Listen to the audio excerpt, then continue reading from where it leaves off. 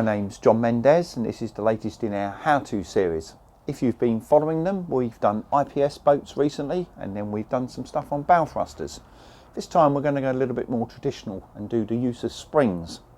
So before we had all these more modern gadgets, springs were essential to get the boat off and on a berth. So we're going to look at getting it away from the berth now, which is usually the hardest one. So what we've got is a nice long bit of pontoon with some cleats on and our little boat. Got a little bit of current, which is on the bow. We've got a little bit of wind today, which is just holding us on. Not massively windy, but it doesn't really matter. The technique works all the time. And one of the things we're going to look at is if we take a stern line, but instead of having it astern as we normally do, we take it forward slightly and around a cleat and back to the boat. And effectively what that line would do is stop the boat from moving aft. What also it can do is, if we've undone the bow line, as tension comes on that line, it will force the bow of the boat out. And once we're happy with the angle, we can then release that line and motor away. So a few little things we need to think about. This line needs to be reasonably short so it doesn't get caught in things. It needs to be able to release from on the boat. So we'll show you how to set that up. And then when we leave, with all of our leaving things, we always want to leave with the outside engine first, so the boat gently pivots away from the dock with the stern. That's the bit we're trying to protect. Now, one of the disadvantages of motorboats is nearly always they're reasonably square at the stern, so we have to put a fender in there to make sure we don't damage anything. So here we're just getting ourselves organised. I've made sure we got a nice fender positioned here, and then I've added an extra one because obviously if we force the bow out, the stern's going to come closer.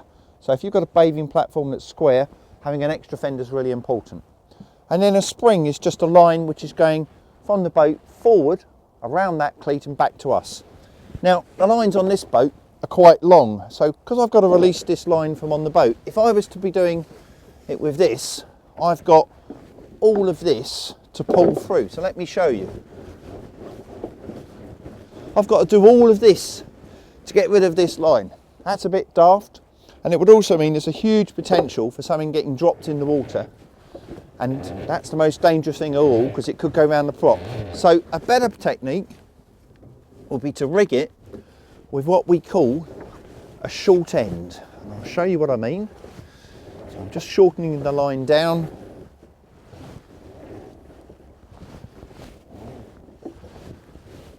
So I'm now going around with my baseline, and then my short end is this bit. So that's going to go round my cleat, a couple of figures of 8. So now when I go to pull in, I've only got to pull in about 10 or 12 foot of line. Much simpler and safer. This bit we can now coil and put out the way so that we don't have that really embarrassing moment of wrapping our own line around our props. So here we've just got our boat prepped, as you saw. I'm just gently easing the tension onto the line. Richard's ready to release.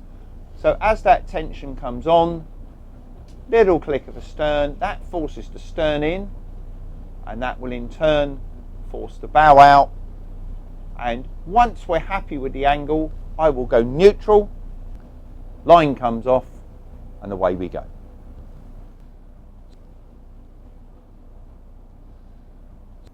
So obviously we've done it with a stern line, but now we could do it with the bow. So we've got a bow spring rigged, and again we've got it on a reasonably short line. The disadvantage with the bow is the line tends to be longer.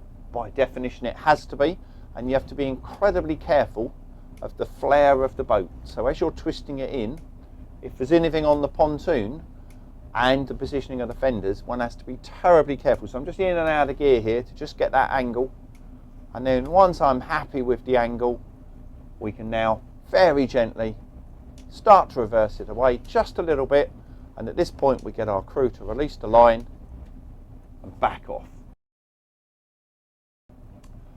Couple of things to be aware of. The flare on a modern motorboat makes this quite a difficult thing to do, and the line can get caught under the bow and you can't see what's going on, and it can be very difficult to resolve that situation. So yep, it works, use with caution.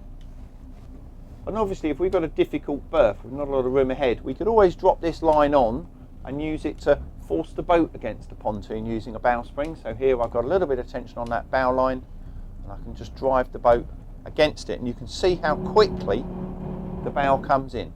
So it's very important that if you're going to do this with a bow line to bring the boat in, that you're very aware of how close you are to the pontoon, because it's very easy to damage the boat.